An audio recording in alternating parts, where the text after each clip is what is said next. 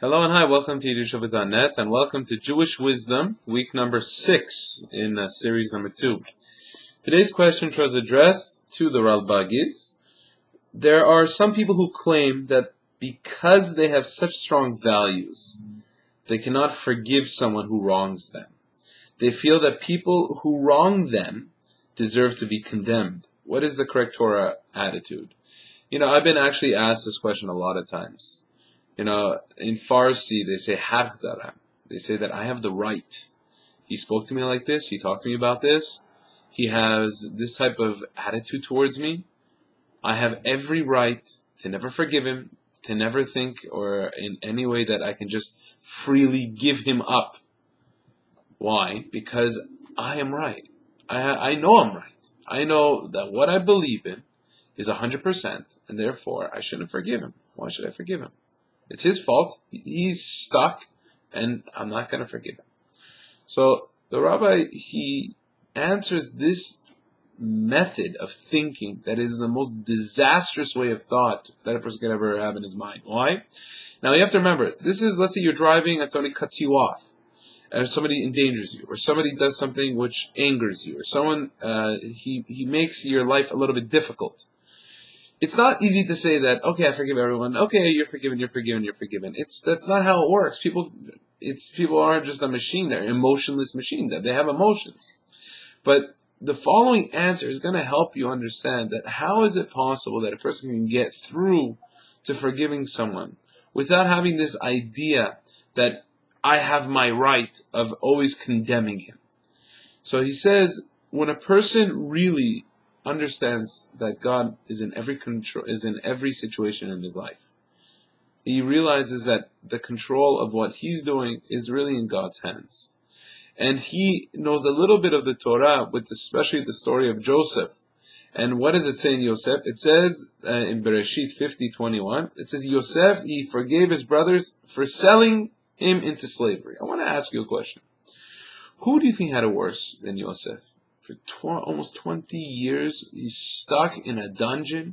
His entire life is black. Nothing. His life looks as if it's going to be bleak for the rest of his life. Who would have more of a reason to not forgive his brothers than Joseph? Who? No one. But what does he do? It says immediately that he forgave.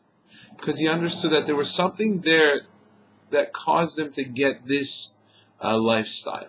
To get this, if you want to call it, lesson in his life. Sometimes things happen in our life. Now, the messengers who give it to us are who we think sometimes is they themselves. But the truth is that's not them who is giving us a lesson. It's God that is using somebody else to teach us something.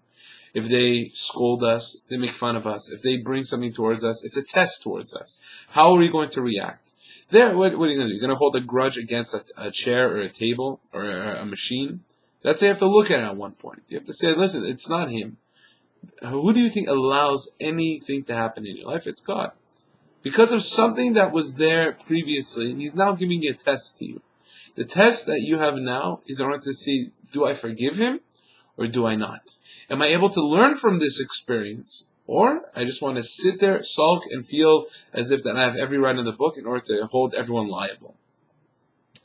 Now, the comment on this is also one more point. That is, it's true.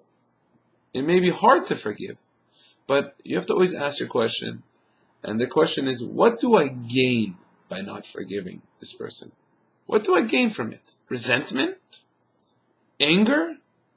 Always a feeling of a heavy heart? What happens at the end? Oh, you're right? Oh, Chazaku Baruch. Okay, that you're going to be right, that you're not going to forgive this person for the rest of your life. You're going to have that feeling. But what happens from that? Immediately you will realize when you forgive him that the entire weight is lifted. When you realize that you will forgive such a person, you'll actually take that resentment away. It'll take that feeling of hurt away. It'll actually be able to help you move on, to move further in your life. It'll help you realize that God is the one that's in control, that HaKadosh Baruch Hu, the God Almighty, He's actually helping you. He's helping you to test you, to refine you. Sometimes you can't refine a person by always polishing him. Sometimes you gotta straighten him out a little bit. That's what we deal with. And it hurts. Yes, it hurts. That's true. It's okay to feel hurt. That no one can tell you otherwise. No one can tell you how to feel. But ultimately how to bring the best out of your life, the Rabbi explains beautifully. Try to work through it.